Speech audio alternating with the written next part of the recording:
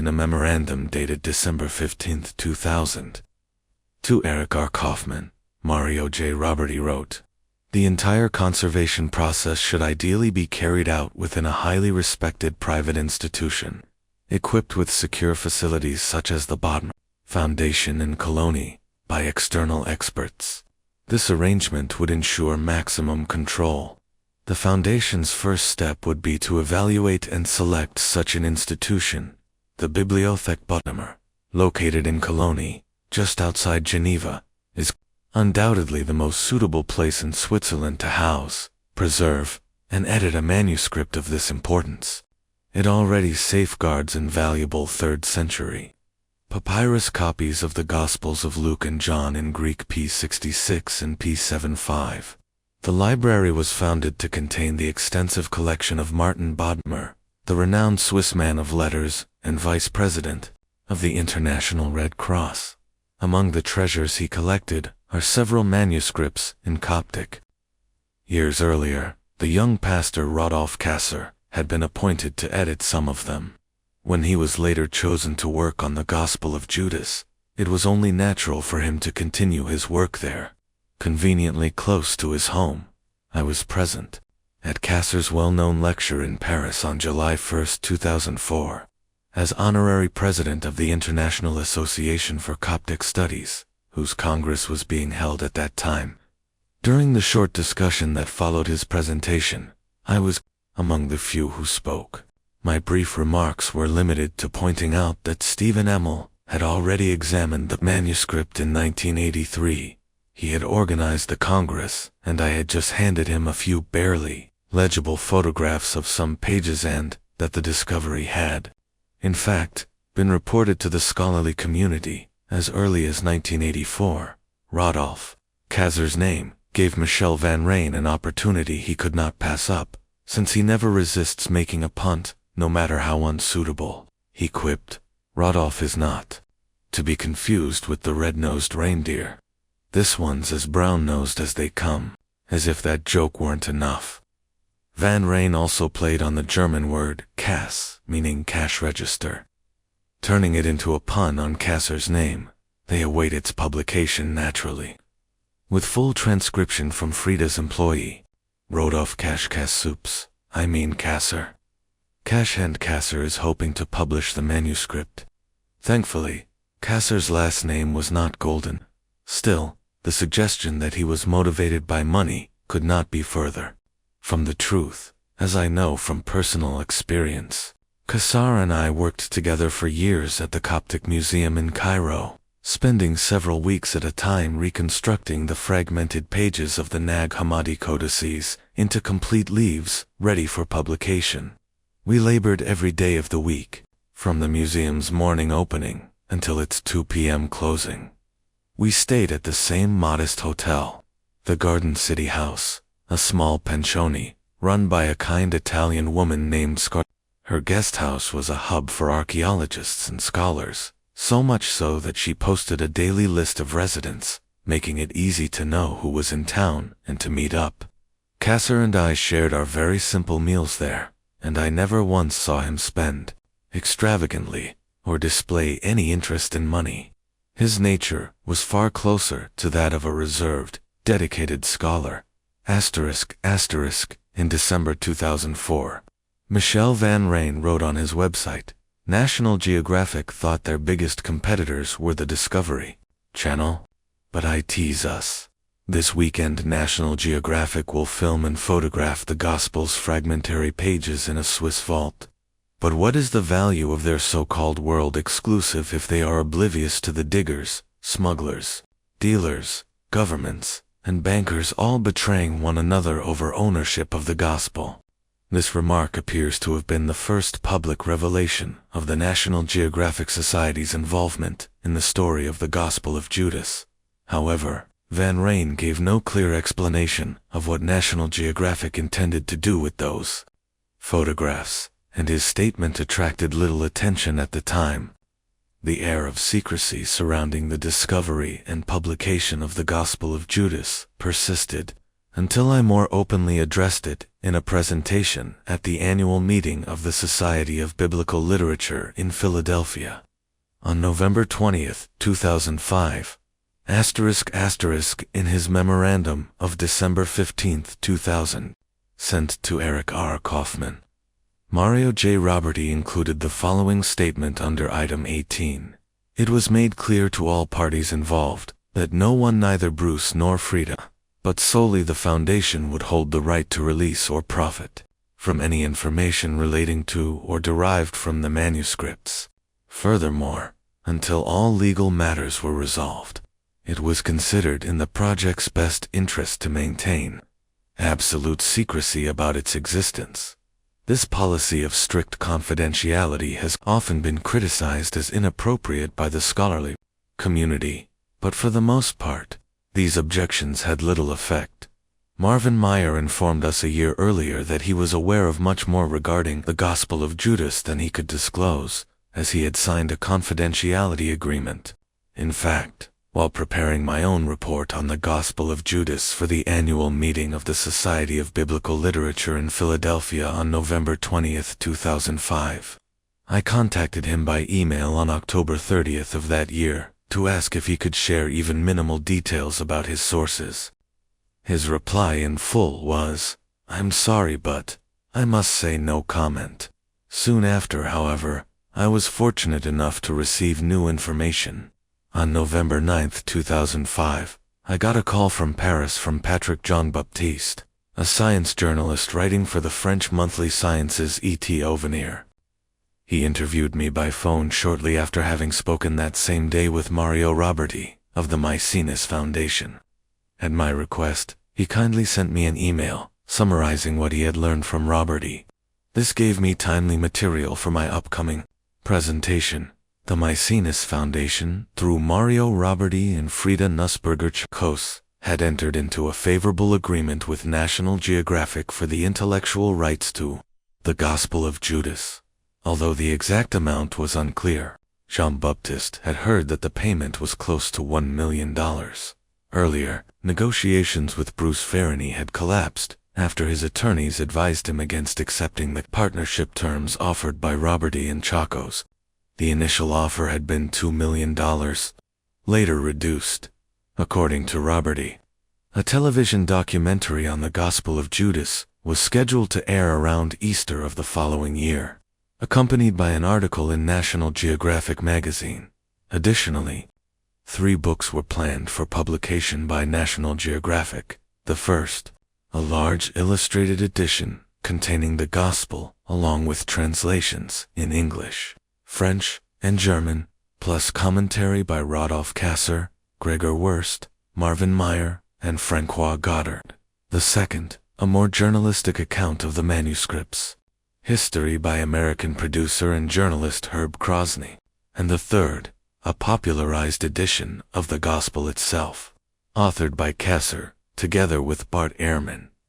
This presentation, at the SBL convention, where both Marvin Meyer and I appeared on the same panel, naturally caused quite a stir.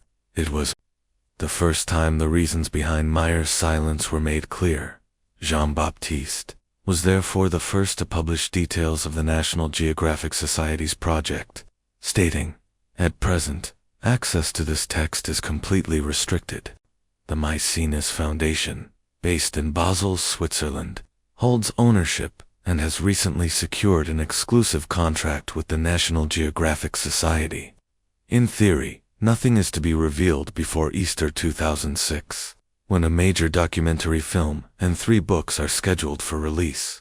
As for the Foundation's claim that the codex will then be returned to Egypt, it cannot erase the fact that the manuscript was originally stolen and illegally exported. He also released the names of those involved, writing, "This codex will be fully published with translations in English, German, and French, along with all photographic material, in a fine volume intended for scholars," announced Mario Roberti, director of the Maecenas Foundation for Ancient Art in Basel, which currently holds the Gospel. This work will be co-authored by Professor Rodolphe Kasser, who was entrusted with the manuscript in 2002, as well as Professors Gregor Wurst, Francois Goddard, and Marvin Meyer. It appeared, however, that the forthcoming volume with the translation would not include the Coptic text. This omission was highly significant. By withholding the Coptic, Roberty would effectively maintain control, since only with its release could others produce their own translations and editions. Meanwhile, a preliminary translation reportedly scheduled for release just after Easter, as stipulated in the contract with the National Geographic Society, could appear even before the fragments had been properly arranged or the critical steps completed for a definitive editio princeps. I asked Steve Emmel if the remarks I intended to make in this book about his interest in Gnosticism and, consequently, his involvement with the Nag Hammadi codices and the Coptic language were accurate. To my surprise, in his reply from Cairo, where he was studying Shinut manuscripts, he added almost apologetically, "By the way, I should tell you that somewhat reluctantly just yesterday I agreed to join the National Geographic Society's Codex Project Advisory Panel. This means I signed an agreement not to disclose any confidential information given to me by the Society. Believe it or not, up until now, this has not, I repeat, has not included any knowledge of the contents of the Gospel of Judas. Honestly, I would prefer not to have privileged access to that material at all, and I plan to avoid learning anything about it unless my agreement with National Geographic absolutely requires it, such as if they were to ask my opinion prior to publication. Moreover, nothing I have learned through my association with National Geographic, which dates back to fall 2004 or slightly earlier, strikes me as especially significant. In my view, since I am not part of the innermost circle, what I do want to make clear is this: I joined the advisory panel and signed the confidentiality agreement in the hope sincerely that this would help ensure the Coptic text of the Gospel of Judas is made publicly available as soon as possible, and at the latest no later than the release of the first authorized translation. I have been working toward this goal for some time, and I believe I now have firm enough assurances from National Geographic to secure those assurances. However, I had to join the gang. The planned release date is still around Easter this year, so stay tuned. If things go badly, I intend to make at least some noise about it. I have also warned National Geographic against falling into sensationalism.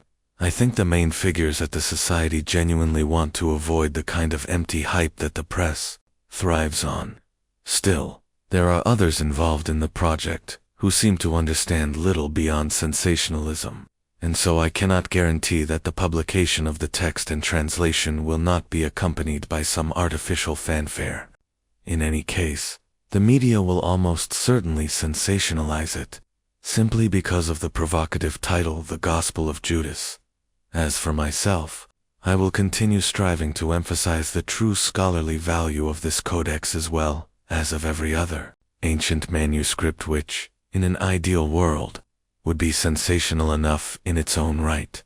I am genuinely pleased that Steve has joined the National Geographic Society's Codex Project Advisory Panel, becoming an insider to the process. His presence gives me confidence that matters will be handled correctly. Of course, he will not be able to delay the release of the translation until the Coptic transcription is ready, since the translation is scheduled for publication now, while Roberty has indicated that fragments are still being assembled and the conservation work remains incomplete, let alone the editio princeps with the Coptic transcription. Yet, considering that Emmel almost single-handedly carried the publication of the Nag Hammadi codices to completion after UNESCO's International Committee Technical Subcommittee had ceased to function, I know from experience that no one could be a better addition to the team at this critical stage. One may recall Emmel's memorandum of June 1, 1983, in which he recommended the conservation of the newly discovered Coptic Gnostic Codex. The leaves and fragments of the codex must be preserved between panes of glass. I would suggest following the same conservation methods used for the Nag Hammadi codices. See my article, The Nag Hammadi Codices Editing Project, a final report, American Research Center in Egypt, Inc. Newsletter 1041978-1032. Despite the damage that has already occurred, and that which will inevitably take place before proper conservation, I estimate that about 1 month would be needed to reassemble the fragments in place. The restored leaves between panes of glass. Reading this, I could almost picture Steve, eager to begin the task, longing to handle the material and stabilize it before further harm could occur. That opportunity did not come in 1983, but now, 23 years later, Herr Professor Dr. Emil may finally have the chance he has been waiting for. At last, I can see light at the end of the tunnel. It should be emphasized that final verification of fragment placement on papyrus leaves indeed, the painstaking completion of reconstructing a highly fragmentary codex is precisely one of Emal's areas of expertise. As noted in the memorandum just quoted, he authored the final report on the Nag Hammadi Codices Editing Project. A much fuller account of the meticulous work he carried out to bring that project to a successful conclusion appears in the final volume of the facsimile edition of the Nag Hammadi Codices, somewhat modestly titled Introduction. After my own introductory chapters, there follows an extensive section of core agenda, effectively written by Steve. All 13 Nag Hammadi Codices were published in facsimile volumes as quickly as possible, with the goal of breaking the monopoly on their discovery and making them accessible to scholars everywhere. Yet this speed inevitably left room for minor corrections and improvements, especially in the placement of fragments. Consider, for instance, what we referred to as an island placement, a fragment that does not physically touch the rest of the leaf to which it belongs, but can be identified by the presumed flow of the text's lettering. Often these were tiny fragments containing only a single visible letter. One might ask, who cares if such a fragment is off by a centimeter? The answer is clear. Anyone attempting to edit the text cares. When a line of text appears convincingly reconstructed, except for that one troublesome letter on a stray fragment, the discrepancy becomes a serious problem. But thanks to Steve's notes in the core agenda, the fragment could be shifted up or down by a centimeter, revealing that it actually belonged to the line above or below at first glance.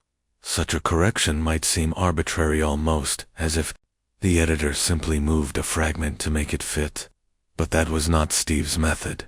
Instead, he carefully traced the horizontal fiber patterns across the leaf and onto the fragment, noticing that they did not align in its supposed position. When moved precisely 1 centimeter higher or lower, the fibers matched perfectly. That was the basis for his adjustment.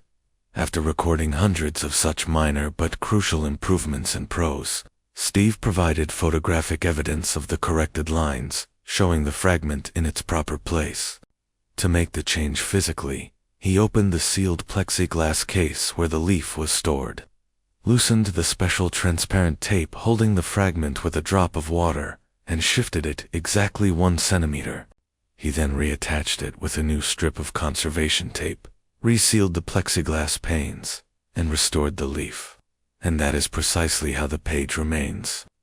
Today in the Coptic Museum, this is the work that still remains to be done at the Bodmer, near Geneva, before Robert E. can regard the conservation process as truly complete and, therefore, before Kasser can publish the definitive transcription and translation in the Editio Princeps. So let me call Robert E.'s attention to this point, with the perhaps naive hope that he has read this book up to now. This is the moment to take note of what still needs to be accomplished in order to put into practice your broad statement that, since it was painstaking puzzle work, it will probably be going on for some time. This is apart from the few more fragments popping up very recently, which you cited as the reason that there will be a delay. I have not been granted access to the conservation laboratory presumably located in the Bodmer, near Geneva, where the painstaking work of reassembling the fragmentary leaves of the codex containing the Gospel of Judas has been carried out. However, I once organized such a laboratory myself, in which both Kasser and Emil participated. As permanent secretary of the International Committee for the Nag Hammadi Codices, I enlisted the technical subcommittee, which worked for several years 1 week at a time in the Coptic Museum in Cairo. Their task was precisely this: placing fragments onto fragile papyrus leaves in preparation for photography and publication. From that experience, I know firsthand what such work requires. I even know how Kasser operates in such a setting, since he and I worked side by side at the Coptic Museum after I invited him to join the technical subcommittee. For that reason, I believe I can imagine what is happening now with greater accuracy than most outsiders. Kasser proved himself to be a conscientious, diligent, and meticulous worker when it came to handling papyrus. From the museum's morning opening until its afternoon closing, he labored with care and precision. There is no question that he has the necessary expertise to carry out the conservation of the codex containing the Gospel of Judas, yet he also bears the responsibility of producing the transcription, translation, and editio princeps, complete with introduction, commentary, and indices of Coptic words, Greek loanwords, and proper names. Quite simply, he cannot be expected to handle the physical placement of fragments as well.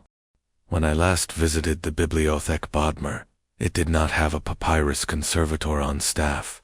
Presumably, Kasser has brought in specialists to perform this task. But how many people are working on it? How frequently?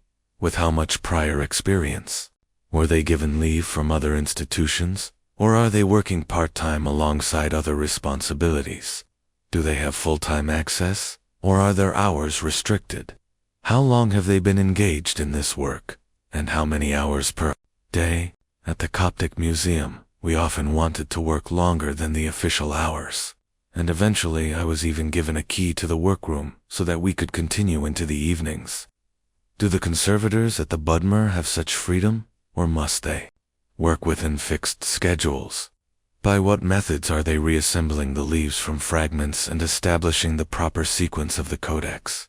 Since I once worked with Kasser in Cairo on exactly this kind of project, I know the procedures he must now be applying there to begin with. The codex contains at least 3 distinct tractates.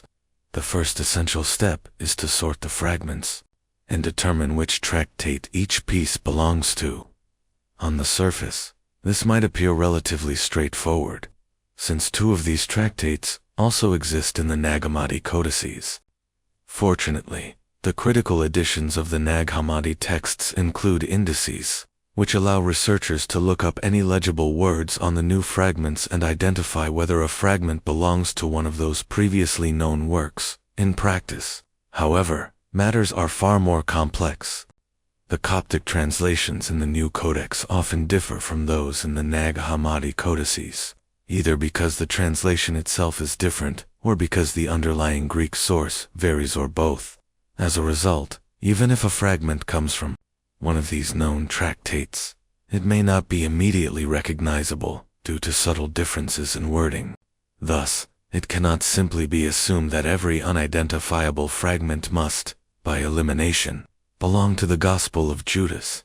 The easiest placements are those where fragments clearly complement each other. For example, when part of a word appears on one fragment and the remaining letters are found on another, fitting together neatly like a jigsaw puzzle. Unfortunately, such straightforward cases are rare. More often, one encounters what are called island placements, where a fragment does not directly connect with the larger leaf to which it belongs, but can be aligned by the flow of the text's lettering. Such placements, however, carry a greater degree of uncertainty. Even the most seemingly secure placements must ultimately be verified by examining the papyrus fibers. The fiber patterns serve as the fingerprints of papyrus, since no 2 sheets ever share the same structure. On one side the fibers run horizontally, on the other vertically, and continuity across fragments confirms their correct alignment. In some cases, identification rests primarily on the fiber patterns themselves. Even when no letters align, and the fragments do not physically touch. When a fragment is successfully placed, it is removed from the collection of unidentified pieces and joined with the leaf or fragment to which it belongs. Both are then secured between panes of glass in their proper alignment, awaiting the hopeful addition of further fragments on that same leaf. In this way, little by little, a leaf takes shape, sometimes starting quite modestly with a single, medium-sized fragment, or just a pair of small fragments that fit together until, ideally, it grows into a more complete leaf. Yet, even if it remains minimal, it still represents evidence of an original leaf in the codex, and must be counted when attempting to determine the codex's original number of leaves, even if the leaf itself is essentially lost. Only after all possible conservation has been carried out can one properly count how many panes of glass actually preserve the remains of a leaf, as opposed to those that merely contain unidentified fragments. Roberty's remarks in the February 13th to 14th, 2006 interview are, therefore, entirely understandable. It was painstaking puzzle work.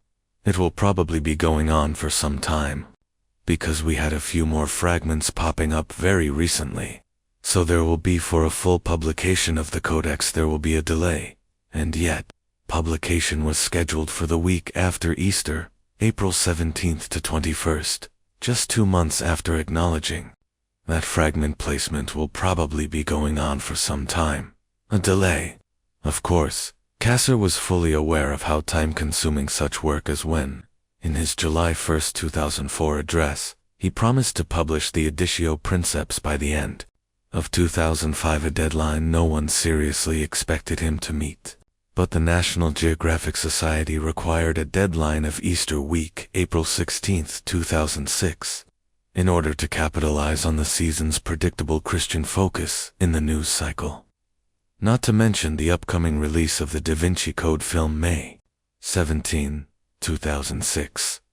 The team was expanded, and the emphasis seems to have shifted away from producing a complete Editio Princeps, with the Coptic text alongside translations, toward what may only be a preliminary popularized translation, regardless of what assurances Emil may believe he has received. Roberty has already provided the rationale for failing to meet promises of a definitive publication. Kasser could have offered these explanations from the beginning, but he likely had to commit to the 2005 deadline in order to secure the project for himself. Once the work was underway, however, successive deadline extensions became, understandably and, for some of us, entirely predictable. So what, then, is the significance of the Gospel of Judas? In an interview with the German news magazine Focus, Steve Emil offered some thoughtful reflections. Emil, naturally, because of its supposed author, the text arouses interest from many different sides. How significant it will ultimately prove to be, we do not yet know. Certainly, it was not written by Judas Iscariot himself. Laughs. Focus. So it is a pseudepigraph, Emil, exactly a literary genre, involving fictional attributions to apostolic authors. What matters is whether the text offers a new perspective on the early history of Christianity. So far, we cannot say that it does. Those who previously owned the codex were only concerned with money. The current owners, likewise, are chasing sensation. I still doubt that the text will turn out to be as extraordinary as some hope. There are hundreds of unpublished Coptic manuscripts only. None bear such a sensational title. Focus. Is the delay in publication a scandal? Emil, at the very least, it is not how I would work. I would have produced a provisional edition. Normally, scholars share texts with one another. In this case, however, the goal seems to be secrecy, so that when the work is finally released, everyone will rush to buy the book. It is understandable. Whoever has access to a particularly intriguing text will naturally want to gain something from it: money, fame, prestige, or whatever it may be. Focus. For some time now, there have been attempts to redefine the relationship between heresy and orthodoxy in early Christianity, for example, suggesting that so-called Gnostic heresy may actually represent Christianity's original form. Will the Gospel of Judas contribute to this discussion? Emil. There are people who already believe that Tor want to believe it. The topic could indeed become exciting if the new text were to demonstrate once and for all that Christianity was completely different in its beginnings. For 2,000 years, the Church has invested heavily in maintaining the Orthodox version of its history. It relies on a historical myth to sustain faith. Scholars have long argued that events must have unfolded differently, but what truly happened remains debated. Even the canonical Gospels were probably not written by eyewitnesses. We will most likely never know who Jesus really was, or even if such a person existed. The new material, at best, shows once again that early Christianity must be understood as diverse. Much remains uncertain about what was considered authentic, heretical, or orthodox at that time. Focus. What kind of religious thinking lies behind the Gospel of Judas? Emil. Perhaps the most fascinating question is whether the text gives a theological explanation for Judas's betrayal. We already know of sources where Judas is portrayed almost as a hero, since without his role, the story of Christian salvation could not have unfolded. Focus. So outright blasphemy is ruled out. Emil. Not necessarily. The writers of such texts were often highly intelligent individuals who regarded simple faith as naive or even laughable. It is possible that they deliberately turned orthodox beliefs upside down. That kind of inversion belongs to the spirit of the 2nd century, when Gnostic teaching reached its height. There has been much speculation about what the discovery of the Gospel of Judas might mean for the Roman Catholic Church. Swiss journalist Ralph Imser observed, "The very name Gospel of Judas is enough to fuel conspiracy theories and spark speculation about whether the Pope should tremble and the Vatican might be shaken to its core. Still, he admits that such a dramatic impact is unlikely. The true theological significance of the text remains uncertain. I doubt," says Charles W. Hedrick, "that the leaders of organized Christianity will give it a second thought once the initial excitement about its discovery fades." Similarly, Theod noted the sensationalism surrounding it on the internet. In a style reminiscent of Dan Brown's bestseller, The Da Vinci Code, writers have already spun stories of the unprecedented shockwaves the text will supposedly send through the Catholic Church, shaking it to its very foundations. The public is being primed for the possibility of purchasing what is advertised as the original manuscript of an ancient anti-Bible, one that retells the events leading up to Easter in the year of Jesus' death, or at least the beginnings of church history, in a radically different way from Orthodox accounts. It is not simply a matter of scholars being free to choose between pre-Easter events in the year of Jesus' death or something in early church history. They cannot simply decide between what their research shows to be historically accurate and what merely sounds sensational. The Gospel of Judas is a 2nd century apocryphal gospel, which almost certainly reflects the views of the Cainite Gnostics of the mid-2nd century, not the events of AD 30. For example, Hank Schutten published a report in Het Parool titled, "Is There a Copy in the Vatican?" based on an interview with Roberty. Roberty does not rule out the possibility that the Vatican has always possessed its own copy, securely hidden away. At the time, the Church chose for political reasons to include the Gospels of Luke, Mark, Matthew, and John in the Bible, while banning the others. It would make perfect sense for the Catholic Church to have kept a copy of the forbidden Gospels. Unfortunately, the Vatican refuses to clarify. Their policy has been unchanged for years. No further comment, yet in the early centuries, there was no Vatican, much less a Vatican library. And even if the Church had once obtained such a copy, pure speculation, it is highly doubtful it would have survived intact through all the centuries. The shift of the Roman capital to Constantinople, the Gothic capture of Rome, the move of the papacy to Avignon, and the replacement of the old basilica with the current cathedral. It is extremely unlikely that a copy lies hidden in the Vatican archives, and even less likely that anyone in the Vatican staff would know of it. Such stories are little more than sensational inventions, crafted to cast suspicion on the Catholic Church. Stephen C. Carlson attempted to put this speculation to rest once and for all, but apparently without success. The Australian Daily Telegraph ran an article on March 30, 2005, titled, "Controversial Gospel to be Translated." The piece relied heavily on statements from someone connected to the Maecenas Foundation in Basel, Switzerland, an organization apparently seeking to profit from this manuscript. Another point raised in the article was hardly new. "We do not want to reveal the exceptional aspect of what we have," said Mr. Roberty, except to note that the Judas Iscariot text called into question some of the political principles of Christian doctrine. Still, this did not stop the article from indulging in its Da Vinci Code moment. The Roman Catholic Church limited the accepted Gospels to 4 in AD 325. Under the influence of Constantine, the first Christian Roman emperor. 30 other texts, some of which have since been discovered, were pushed aside because they did not fit with the political doctrine Constantine wanted, according to Roberty. Not this myth yet again. The canonization of the New Testament was a long and complex process that began well before Constantine and concluded decisively decades after him. Whether Roberty himself is fully responsible for this historical distortion remains unclear.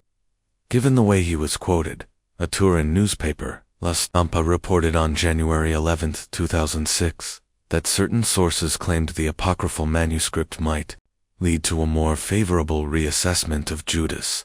The following day, January 12, 2006, the London Times carried the story in an article by Richard Owen, headlined "Judas the Misunderstood," with the subtitle "Vatican Moves to Clear Reviled Disciples' Name." It stated that Monsignor Walter Brandmüller, president of the Pontifical Committee for Historical Science, was leading a campaign aimed at persuading believers to look kindly at a man reviled for 2,000 years. On January 13, 2006, the London Times published another article, this one by Ben McIntyre, entitled "Blamed, Framed, or Defamed: 3 Good Reasons to Free the Judas One." Written as satire, it took the form of a mock closing argument from Judas's defense attorney, urging the jury to acquit him. That same day, the London Guardian ran a similar piece by John Crace, titled "Judas Iscariot, His Life and Good Works." It began, "Reports emanating from the Vatican suggest that the Catholic Church may be about to rehabilitate the reputation of Judas, the apostle commonly believed to have betrayed Jesus. Scholars now propose that Judas was in fact simply fulfilling his role in God's plan. Below, we anticipate the possible rewriting of the Gospel." This was followed by a parody retelling of the canonical story, absurd or infuriating or both, that concluded, "Jesus blessed him. I forgive you now, but it will take everyone else 2,000 years. And so it came to pass." On January 16, 2006, the Toronto Star carried an article by Rosie DiMano, titled "Judas Reborn. Are We Ready to Rethink the Fink?" Covering much the same ground as the earlier reports. It ended with the remark, "It's scheduled for publication at Easter. Nice timing." However, Monsignor Brandmüller told the Catholic news agency Zenit, in Rome, "I have not spoken with the Times. I have no idea where this idea originated. This report has no foundation," he further explained. With regard to the manuscript, it must be stressed that the apocryphal Gospels generally belong to a specific literary genre, kind of religious novel, which cannot be treated as a documentary source on the historical figure of Judas. When it was suggested that rehabilitating Judas might benefit dialogue with the Jewish community, Monsignor Brandmüller responded, "The dialogue between the Holy See and the Jews continues fruitfully on other grounds," as Benedict XVI emphasized during his visit to the Cologne Synagogue in the summer of 2005 for World Youth Day, and again last Monday in his meeting with the Chief Rabbi of Rome. In an interview later that January with Stacy Mitree, Vatican correspondent for the Religious News Service, Monsignor Brandmüller spoke even more directly. This gospel is apocryphal, a form of historical fiction. From a religious or theological standpoint, it has no real value. Its importance lies only in illustrating the literary landscape of early Christianity, in terms of thought that is non-religious and non-theological. It is a literary creation, not a religious or theological text. The author almost certainly knew this. He understood what he was writing. There is no campaign, no effort to rehabilitate the betrayer of Jesus. Such reports are completely false. One must admit, however, that Judas has always been a mysterious figure. This has given rise to much speculation and numerous attempts to interpret his betrayal. Yet no universally accepted explanation exists. The mystery endures. Judas remains a marginal figure. We welcome the publication of a critical edition, just as we welcome the study of any ancient literary text. But there has never been a fan club or group dedicated to Judas. More likely, an individual simply set out to write a kind of novel about him. Critical analysis of the text may yield some minor insights, but I do not expect much. It is essentially a work of religious imagination. These apocryphal gospels generally emerge from a desire to uncover details beyond what is recorded in the canonical gospels. Thus the Roman Catholic Church has remained composed, reaffirming its long-standing position and refusing to be drawn into a debate that could only serve sensationalist interests. In fact, this aspect of the story had already been anticipated even before the Gospel of Judas began to generate the kind of excitement it now threatens to produce. In 2000, a novel was published entitled, appropriately enough, The Gospel of Judas, a novel. In this story, a Roman priest, Father Leo Newman, receives fragments of a supposed first-century scroll, naturally, discovered near the Dead Sea for him to decipher. The text presents an account of Jesus' life, allegedly written by Judas even before the canonical Gospels, claiming that Jesus did not rise from the dead. Father Leo realizes the manuscript could undermine the foundations of Christianity and his own faith as a priest. When he is asked to authenticate and interpret the fragments, everything unravels. This novel, apparently written without knowledge of the ancient Coptic papyrus of the Gospel of Judas, essentially attempts to do what some might hope, or even wish the authentic text would achieve. Yet, as Amazon.com shows, copies of the book can be found for as little as 49 cents. Ralph Fiennes cannot resist ending his account with a secular reflection, a fictional tale. In our post-Christian era, the text may appear as if it were a profound historical document, though its religious impact will be limited. Still, it may spark our imagination. What if the vision of that Judas priest had prevailed? What would loyalty then mean to us? What would betrayal signify? What ultimately would have been the lie?